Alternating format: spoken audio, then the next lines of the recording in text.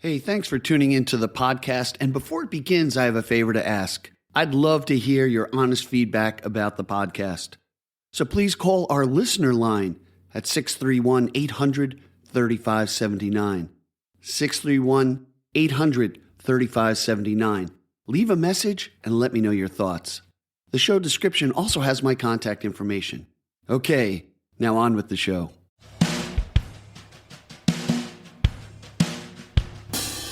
Welcome to the Long Island Sound Podcast, where we explore the muse and the music, from the North Shore to the South Shore, from New York City to the Hamptons, navigating the wellspring of original music from singer-songwriters and musicians from Long Island, New York. Hi, I'm Steve Yusko from GigDestiny.com. Stay tuned as we explore the Long Island Sound. I was intrigued about today's guest and his method to unlock new doors, which seems to be the key to music discovery and collaborative relationships. Robert Bach and his wife Chrissy formed the band The Locksmiths. In this episode, I've discovered new music and a gateway to new communities of musicians. Let's have a listen to their original song, Nashville. There's a puncture hole in the burrowed soul of the F train. And the city lights have been blinding me for days. And there's girls who would pray on forgiveness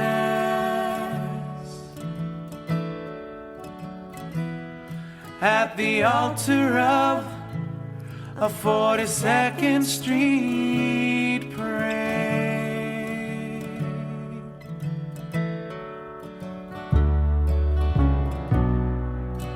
My heart's been longing, and the Greyhound is rolling, leaving tracks in the hill, 'cause I'm gone. Back to Nashville.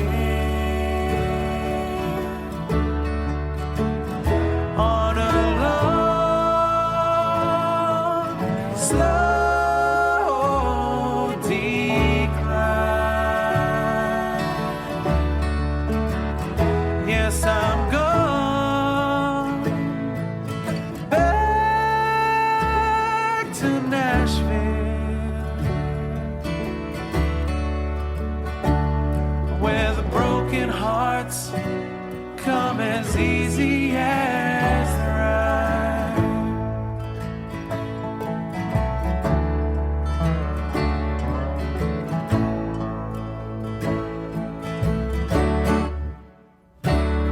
Now the junkie's down at the Opry, drown in exile, and the honky-tonks pour their holy taunts of chant, and the ghosts sitting high at the ryman are preaching now in a three-chord hymn.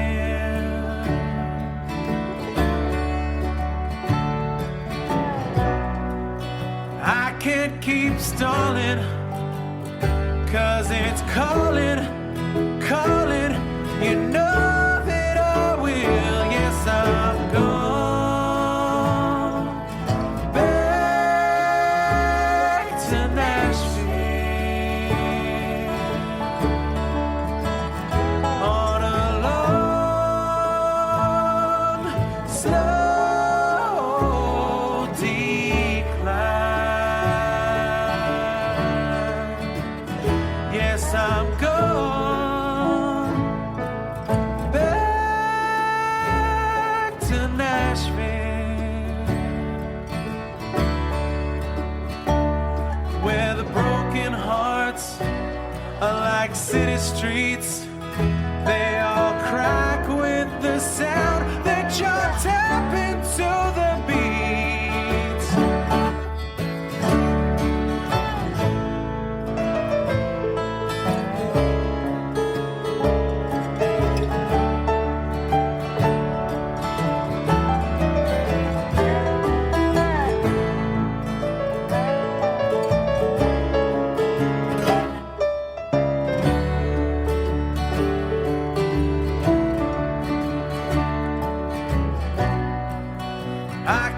keep stalling, 'cause it's calling, calling the sound.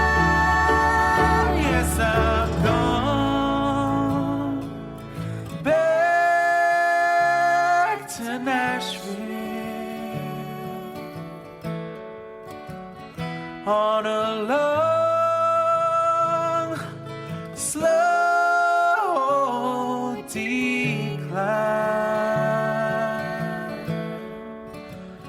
Yes, I'm gone back to Nashville, where the broken hearts come as easy as the ride.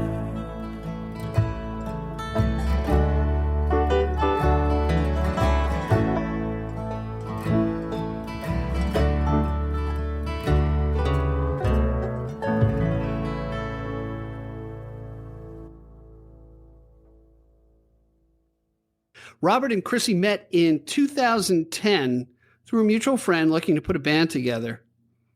And upon falling in love and abandoning that project, the Locksmiths were born. Taking their mutual love of the Beatles as well as their admiration of Americana artists like the band and Gillian Welch, Robert and Chrissy began crafting their own sound. The Locksmiths soon took shape in New York City and have since toured major cities including Nashville, Austin, and Indianapolis. They released their debut album in 2016, backed by Cold Quest and the City Pickers, to positive reviews. And with that, I say welcome to the Long Island Sound Podcast, Robert. Thank you. Thank you for having me. Hey, great to have you here. I listened to your music for the past day, and it's really great. It sounds like so familiar to me.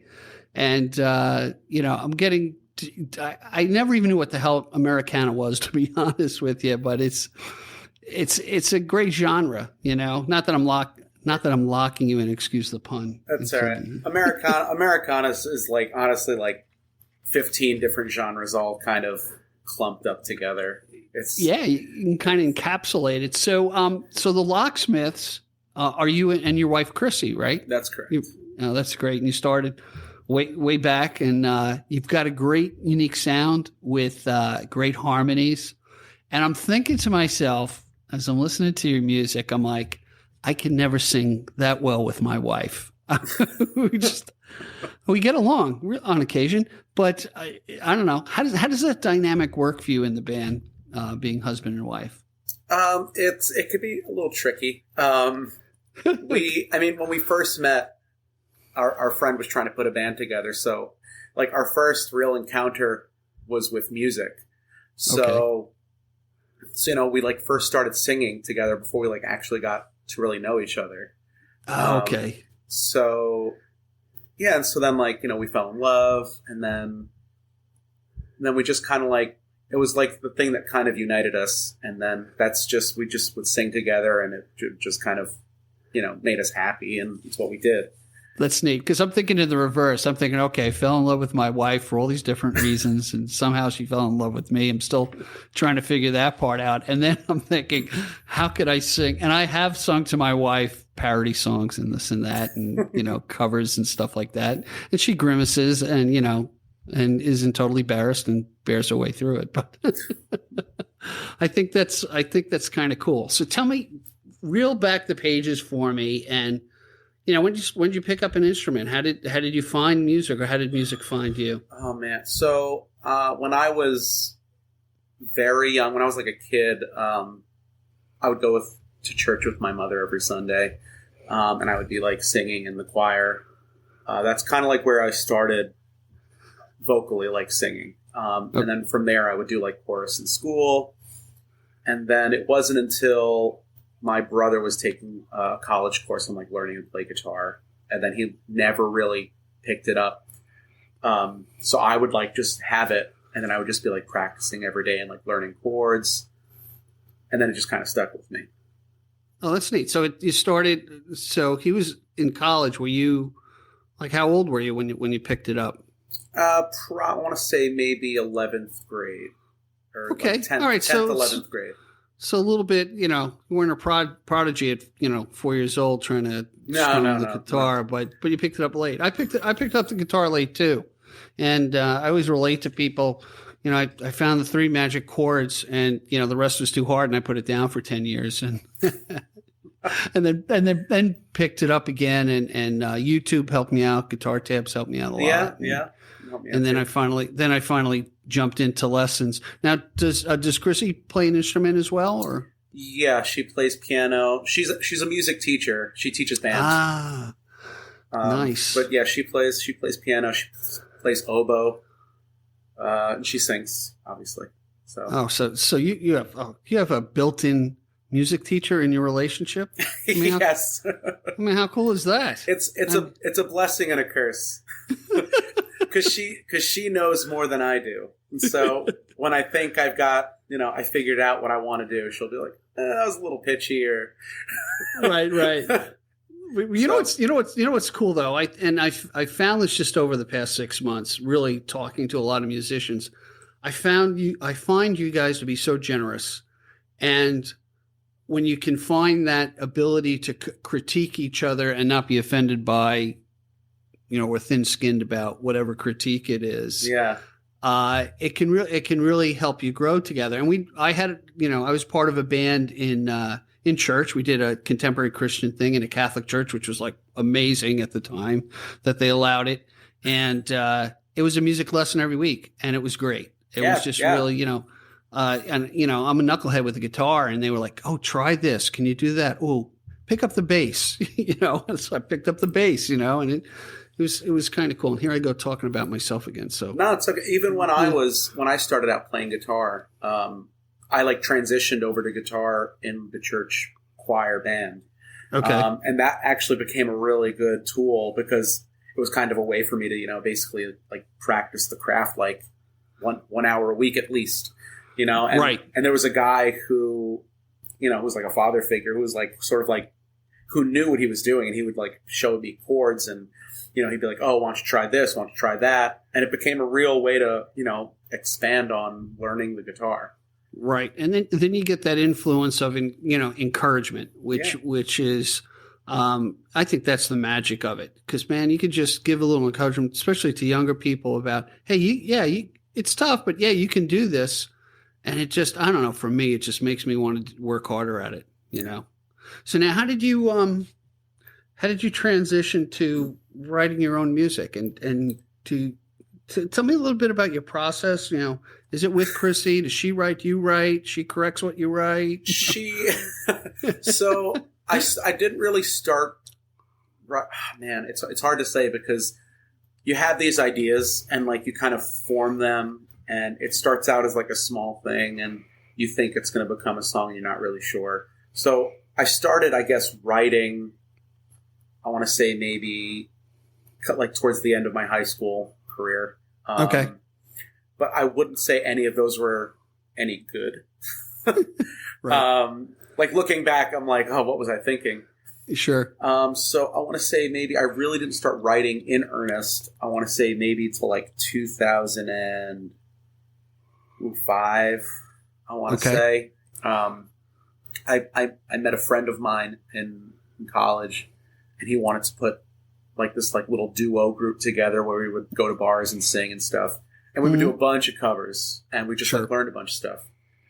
And then at that point I was like, well, I kind of want to do my own, I want to find my own voice, and I want to, say the things that are in my mind.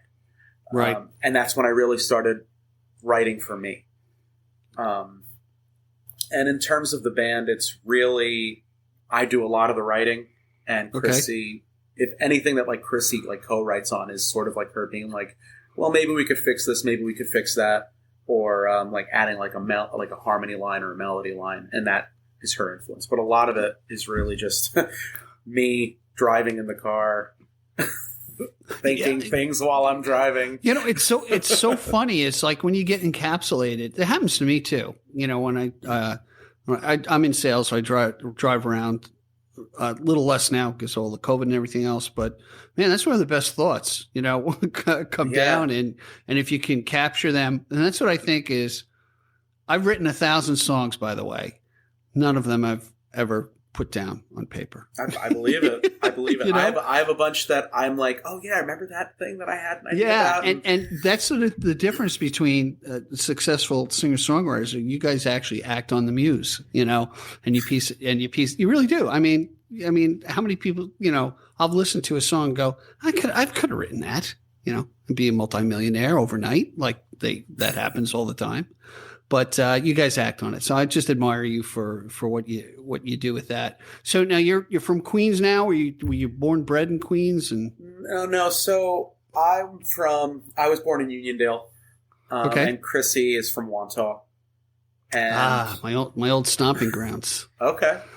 Well, I'm a lot older than you. The bars that I went to are closed, but I grew up in Island Trees, right down the block. Okay.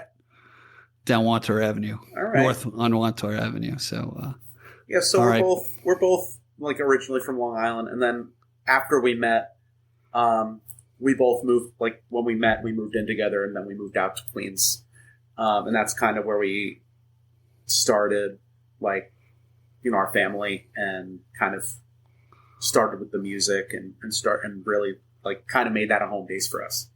That's neat. Neat. Yeah, that's cool.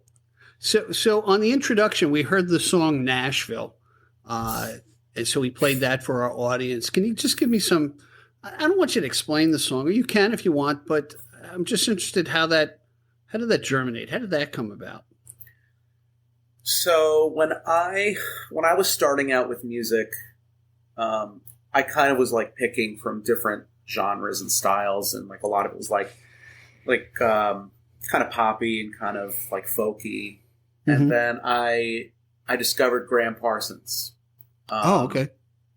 And that, I think, kind of completely like changed everything about how I kind of viewed the way I wanted to make music and the kind of music I wanted to make. What was it about Graham Parsons that gave you this little epiphany? Can you put a pin in it, or? I don't know. It was just something about, like, he was kind of this personality, and I mean, it's he was a trust fund child, so he kind of like had the ability to do whatever he wanted. Right. But he just kind of had this, you know, this is what I want to make, and this is how I want to make it, and, you know, forget everybody else who says otherwise. Okay. And he just kind of fused, you know, country music with R&B, and tried to make it in a certain way that was, you know, like his vision, which he called cosmic American music. But okay, it's almost like what Beck does. And I'm not comparing Beck to Graham Parsons, but he's kind of in that you don't know where the hell he's coming from, and I think that's a good thing. Yeah, and he's so diverse, and it's like, yeah, screw it, you know. This is I'm going to do this. I'm going to put a Spanish, you know, beat to this, and take it in a different direction. I think it's really interesting. Yeah. You know, so I fell in love with that, and I kind of wanted to make. And so I kind of fell in love with this idea of Nashville and, like, you know, country musicians and country music and how it's kind of made and how it is like this entire world. Sure. So I went down to Nashville a couple of times. I bought a ticket on like a Greyhound bus. I like very romanticized. And I was like, I bought a ticket for a Greyhound bus, and I took the Greyhound down to Nashville, and I met a friend down there. And, you know, we saw, you know, the Ryman, and we saw the Grand Ole Opry, and all these things. And that's kind of like where the song stems from. It's kind of like this love of, like, wanting to go down there and, like, become a musician, like, in earnest, and, like, be a songwriter. And I love that country music kind of respects songwriters in that way. And I think that's another aspect of it. I tell you, we were down there with a bunch of couples in October of last year. And yeah, it's that hub of 1,000 musicians. I mean, yeah. For those who haven't been there, if you want to go out drinking at 10 o'clock in the morning, you're going to find a 4-story rooftop bar with 3 different artists playing in it, and they're all doing it for tips. Yeah, and they ain't shy about. and they're all super talented. Like you go one bar to the next, like they're incredible. Like these are like musicians. Yeah, it's really amazing. Yeah. Hey, let's do this. Let's just take a short break. And when we come back, I really want to talk about how you cultivated your sound. And there's something that I caught on to in the way you sing that I think is the coolest thing. I don't even know what you call it, but when we come back, let's kind of let's dive into that part of your sound. Okay. Hey, everybody, we'll be right back. We're here with Robert Bach of the Locksmiths. We're missing Chrissy, but we're going to talk about her, and she's going to be pissed that she wasn't on the show. So, but we'll be right back. Hi, Steve Yusko from Gig Destiny here. Well, as you're probably listening to this podcast, you're probably thinking about that musician who would make a fantastic guest here on the Long Island Sound. Well, we'd like to hear their story. We'd like to hear their music. So have them reach out to us at gigdestiny.com and we'll explore their craft. Now, back to our podcast.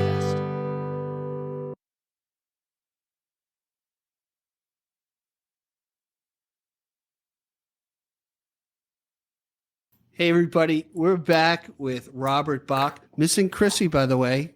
Robert's second half of the Locksmiths. And by the way, I just got to throw this in because my daughter's big on puns. And I said, yeah, we're listening to your music. And I said, yeah, I'm doing the Locksmiths.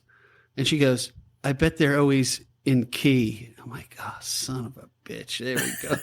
Well, that's kind of how the name of the band Come on. About from a pun. Oh, my God. We love you. All right. Forget it. You're in. So that kind of leads into what, in listening to your song, I don't know what you call it, but you jump from one voicing to another. And I'm thinking to myself, because I always think about myself, it's my best subject, my favorite subject, is, man, that's so risky. I could just see myself going off key or whatever, but explain, and people will hear it in the songs that you do, but explain to me what that is. And I think that's kind of, is that something purposeful in the sound you've tried to develop, I guess, is the question. I don't know if it's purposeful in the overall sound, but specifically to that song, it's that, like, you go into the head voice. It's like kind of like a yodel. It's something that Hank Williams actually would kind of do. And I think, like, instinctively, when I was writing the song and when I would be singing it, it was like something that I wanted to do. Okay. To kind of like lean into that Nashville-esque quality of the song. So that's kind of why in that song I'm doing that. Yeah. Because even as I'm listening, and I don't. Let me preface this. I don't like to compare. Hey, you sound just like this or that, but I'm going to take a chance. Sure. I thought about the Jayhawks. I thought about the Lumineers, and I was like, yeah, that's where I guess for me as a listener, I'm part of the audience. That familiarity of your singing style makes me comfortable. I guess you could say. And kind of relaxes me to kind of get into the tune and say, I can get this, and I can get your lyrics, which is cool too. Nice. And that doesn't always happen. It's interesting. Like, so I'm a 61-year-old guy, and I can, they make jokes about us listening to bands we listen to and say, okay, what were the lyrics? And everyone has a twisted version of the lyrics because it was like screamed or whatever, or mumbled whatever, and then even and you get it wrong. You get it wrong, but now, like, even I'm a big Springsteen fan, but now that he's moved into a lot of acoustic stuff and breaking down his very energetic songs into what I would call digestible bites of music for my ears. Yeah. Now I get it. Now I get it later in life. Because we don't have the big album covers to read all the lyrics like we used to have. Yeah. Back in the day.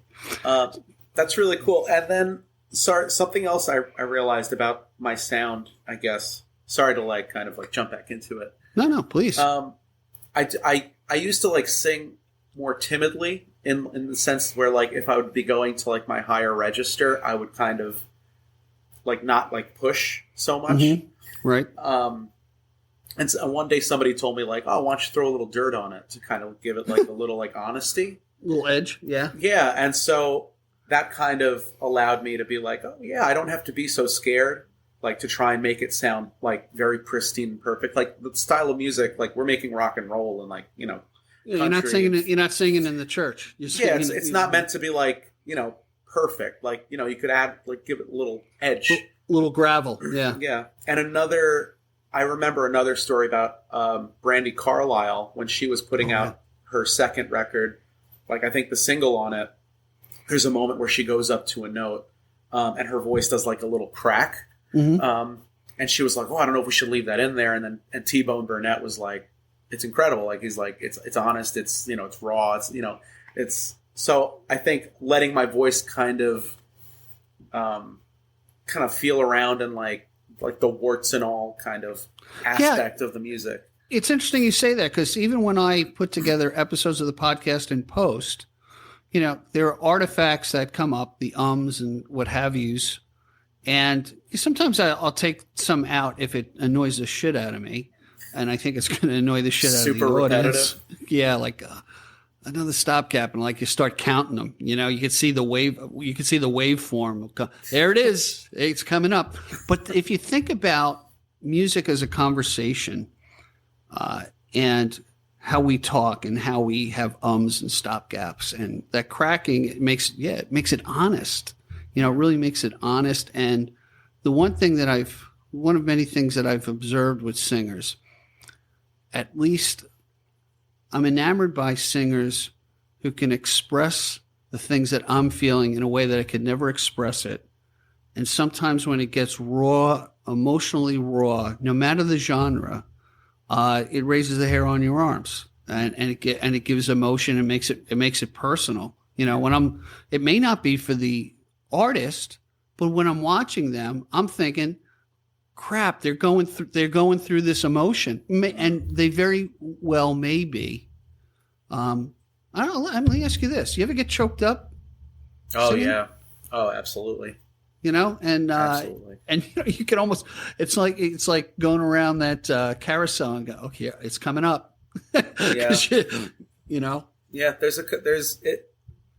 are songs like that you could sing, and like you could sing it like 100 times and it won't really affect you. But like if you're emotionally there when you're singing it, it'll hit you. Yeah, yeah. And it could really stop you in your tracks.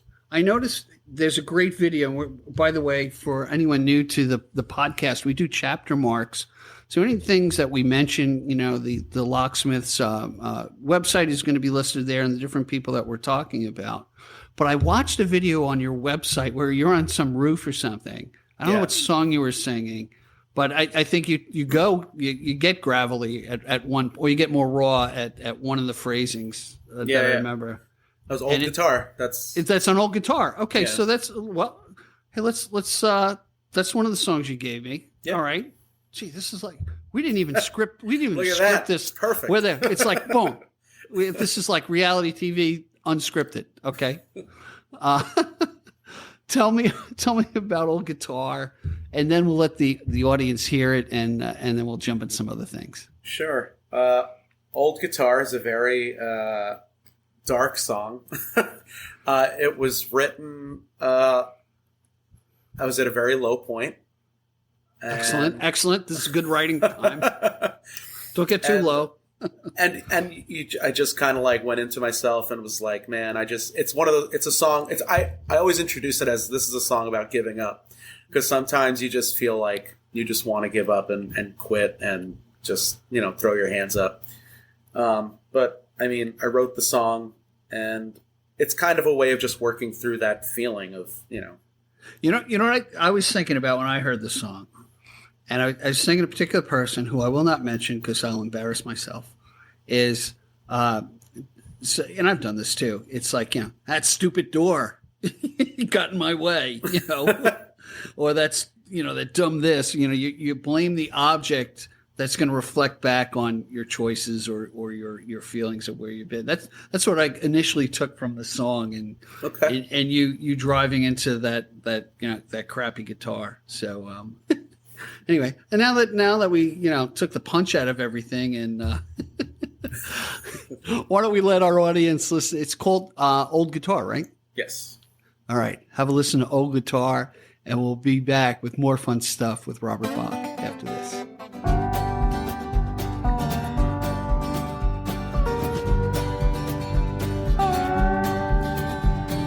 I'm gonna bury this old guitar, I'm gonna bury this old guitar. My new life is about to start, I'm gonna bury this old guitar. Got 2 cracks in its head and neck, made less money than what I've spent. Never brought me any self-respect. I'm gonna bury this old guitar, I'm gonna bury this old guitar. And protest songs, they don't mean shit, all got sold to the government. Market bought every last free thought. I'm gonna bury this old guitar. And oh, somewhere in the distance, I'm not gonna lift this ball and chain of 6 strings anymore. 'Cause I'll find a new way of surviving, one where I'm not trying to walk the crowded highway to your door. So I'm gonna bury this old guitar, I'm gonna bury this old guitar.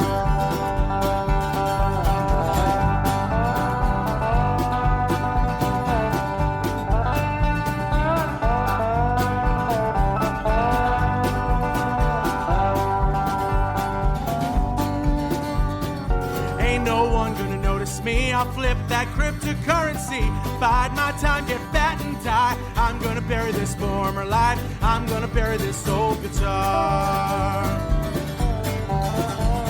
And I heard Leonard Cohen died on the unemployment line. Hallelujah, it's my time, I'm gonna bury this old guitar.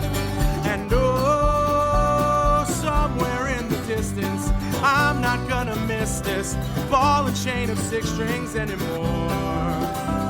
'Cause I'll find a new way of surviving, one where I'm not trying to crawl the crowded highway to your door. So I'm gonna bury this old guitar, I'm gonna bury this old guitar. I guess I sing and write just fine, my kid don't eat clever rhymes. This box gets heavier all the time, I'm gonna bury this heart of mine, I'm gonna bury this old guitar. I'm gonna bury this old guitar, I'm gonna bury this old guitar. My new life is about to start, I'm gonna bury this old guitar.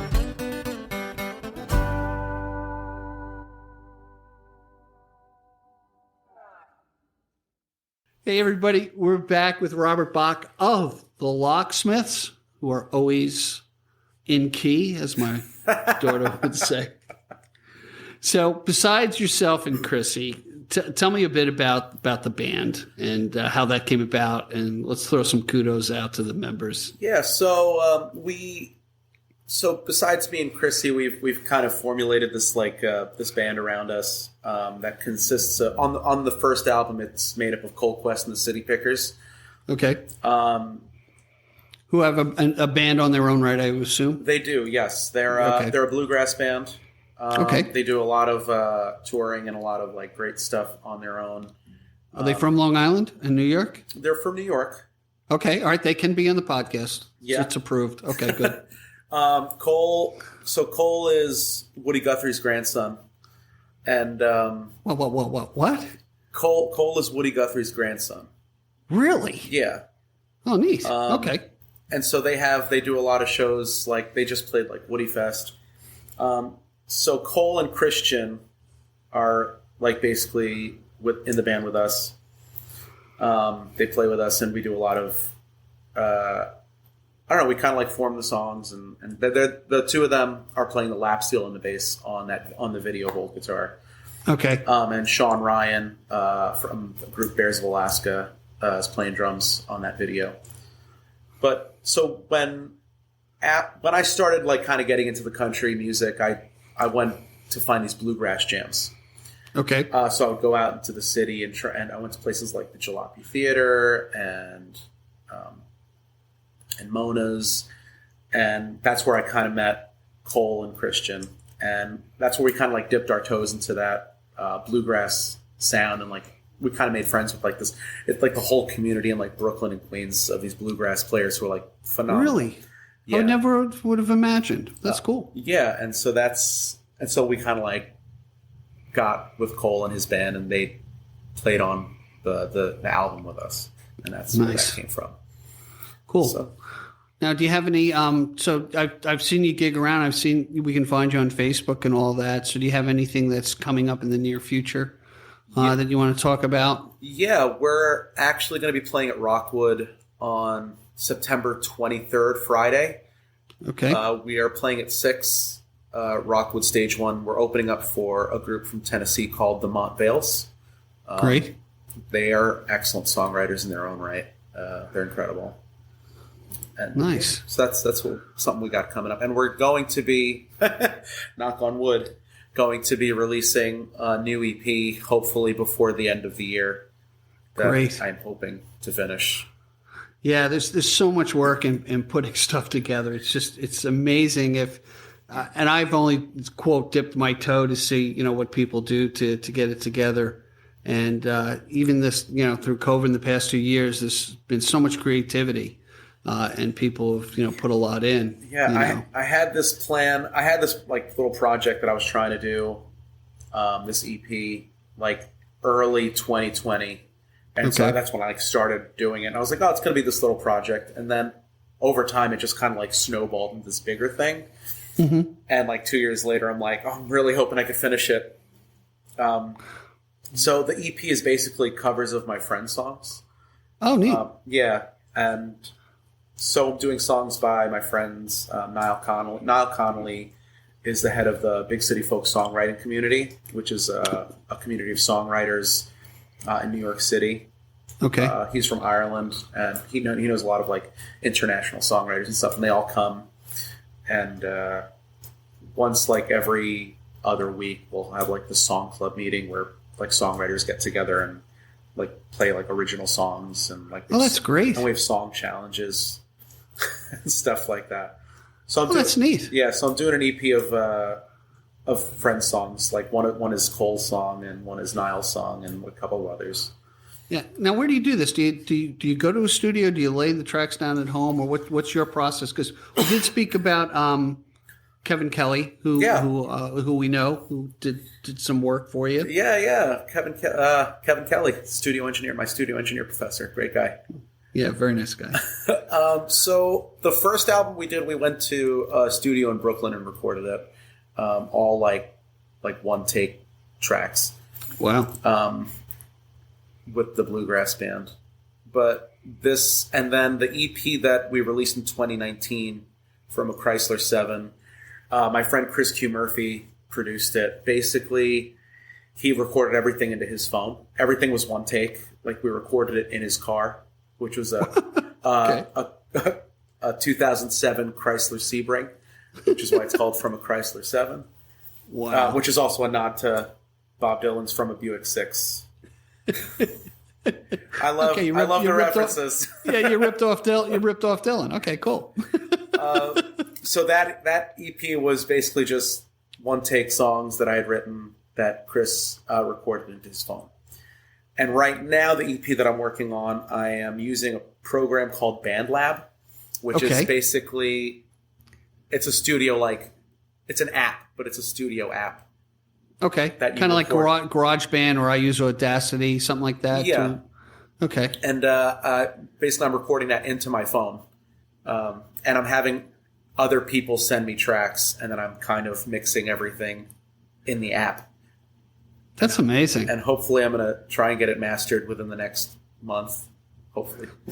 You got to put a date down. You got to put a due date. Yeah, that's how you can't just yourself. you can't lollygag here, Robert. I know. You got to get on the shtick, Got to make it happen. No, yeah. That's great. I think that's cool. I mean, if it weren't for I'm constantly talking into my phone as far as recording snippets of this and that, and going back to it. It's a great tool. It's the bat belt of things you can do. It really is. It's one of those things that's where technology is kind of a blessing and a curse at the same time.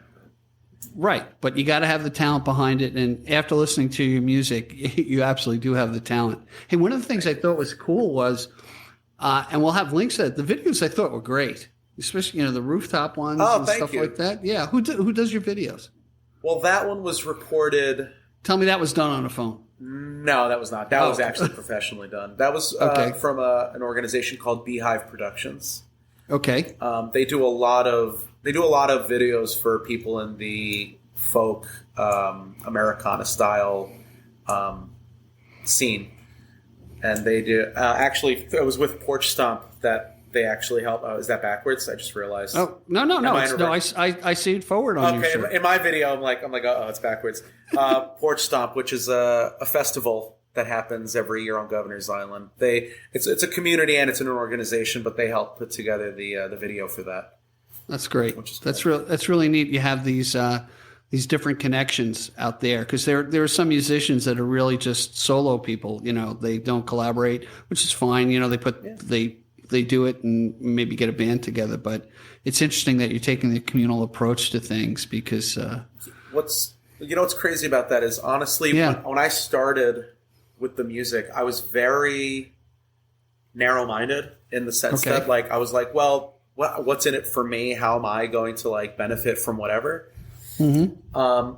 And then once I started getting into the big city folk community, I became friends with Niall, and I wanted to, like, help out more. And it was a good way of making it less about me and really more about supporting the community and the songwriters around me, where I'm, like, promoting other people's shows and, trying to make a platform for these other performers. Right. And it's good because it kind of eliminates that jealousy idea where you're, like, comparing yourself to, like, so many other artists, and you're like, oh my God, you can go nuts doing that. Yeah, exactly. And so it kind of became a way for me to be like, well, let me focus on what's great about this person. Let me focus on what's great about that person. So. And that's, I agree with you 100% by taking that goodwill and putting it out there. I mean, I can only talk about, I'm doing this for 6 months. I can't tell you how many wonderful people I've met and how generous they were to introduce, to give insight. I got a call from a guy yesterday about a particular podcast, and I thought it was a good podcast.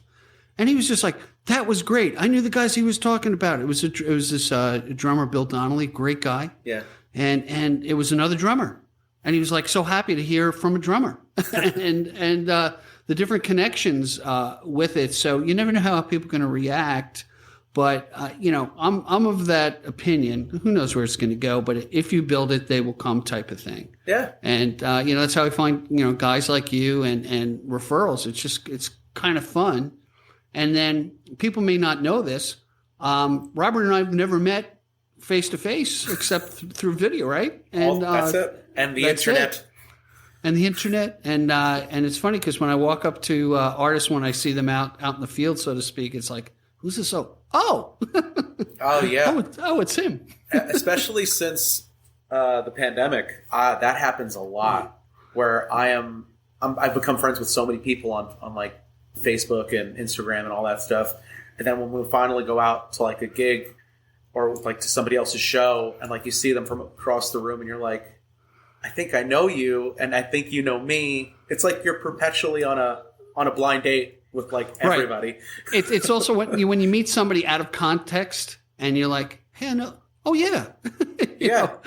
You don't. It's just kind of interesting. Hey, and I want to throw this out there, not to put you on the spot, but considering what we do here at the podcast, hey, if you can plug me in, if there's anybody I can help promote, has an interesting story and some good music, I'm happy to do so. Just send them my way. It wasn't too painful, right? Not so far. Good. I'm glad you said that. Good answer. Hey, let's talk about the last song that you gave me, and then we'll have everybody listen to it, and then we'll take it from there. I think it's called House, right? We Bought a House. We Bought a House. All right. Tell me about that. So that song actually came from a big city folk word challenge where, so every week we like a random word is picked and you're kind of like motivated to try and write a song based on that. Okay. Interesting. So that week, the word was house. And I've written the song based on that. It's one of my more politically motivated songs. All right, cool. And yeah, I think it was just, I'm trying to think, that was like 2016 that the song was written. So, I mean, I think you can kind of guess where where it kind of goes. Don't worry. I'm with you, brother. It's all good. And you know what? It's in singer-songwriters that we get to express the emotions that really need to be said about things. So let's leave that teaser and let everybody hear the song, I Built This House. Or We Bought a House. We Bought a House. Let's get it right, Steve. We Bought a House. Take a listen, everybody, and we'll be right back after the song.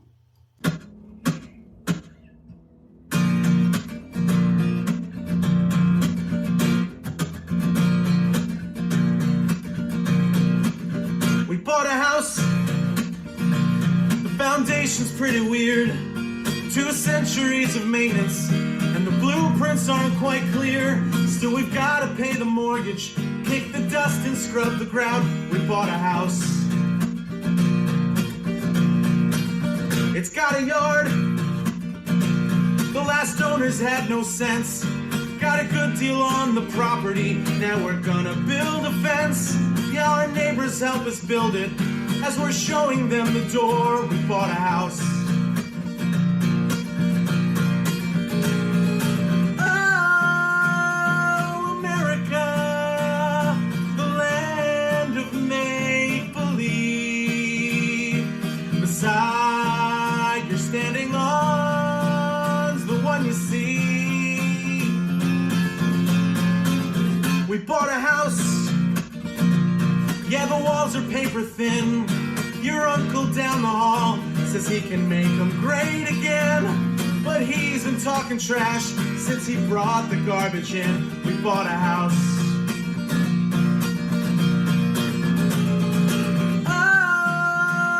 Oh, America, I fear the state you're in. I'd like to tear you down and start again. We bought a house.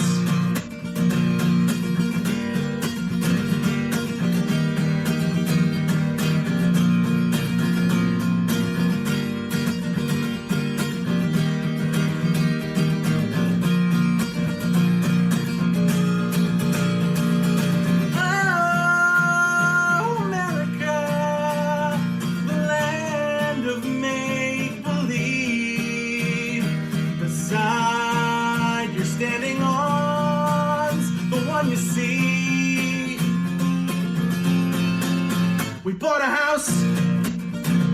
No, we never had a choice. Value of the property is paid for by your voice. So we sacrificed the maintenance to put fabric on the floor. And our comfort is the reason we don't fix things anymore. So I wonder why the hell we're living in this union for. We bought a house. We bought a house. We bought a house. Hey, everybody, we're back. Great song. I really appreciate you sharing with us. I don't really believe there is a Chrissy in the band because we haven't seen her on the podcast. She's around. If you say, I don't know, you could be doubling your voice in a harmony in post or something. She might be a figment of my imagination. Wow, wouldn't that be cool? Man, that creates such a controversy. That would be really right. You have a split personality. Yeah, I'm Robert and Chrissy. Hey, I got to tell you, Robert, I really enjoyed your time. Thank you. This was fun. This was definitely fun. And our conversation, I really, I want to have you back because I'm really interested in these other communities that you're involved with and how you've networked for the greater good of music. Really, that's what it sounds to me. Thank you. When I get into what I call the city, which is Queens, Brooklyn, and Manhattan, I'm going to hunt you down and wherever you're playing. I definitely want to see you live. Absolutely, definitely. So I look forward to it. I end a lot of my podcasts, not all of them, but this way, and I really appreciate time. And a friend told me, someone else told him, he said, you can account for what's in your bank account, what you own. You can never account for the time you have left on this earth. So the fact that you gave me a little over an hour and prep time for this. I just want to say thank you. I really appreciate it. My pleasure. And hey, everybody, you got to check out the Locksmiths. The music's great. You got just a taste of it, and you got to get working on that LP. All right? I know. So you get some more music. Made you feel guilty. I know. I win. But it's good. It'll put me to work, though. All right. Until next time, peace, everybody. Thank you for joining us today. I appreciate the time you spent with us. Please subscribe and comment and visit us at gigdestiny.com. Till next time, be generous with your joy, keep your spirits high, and let the music take you on a journey. Be well. Peace. Thank you for listening, and please support our musicians. If you like the podcast, please rate, comment, and subscribe. If you want to partner with us, visit gigdestiny.com. Hit that donate button. We appreciate your support to keep the conversation alive. Take care. Be well.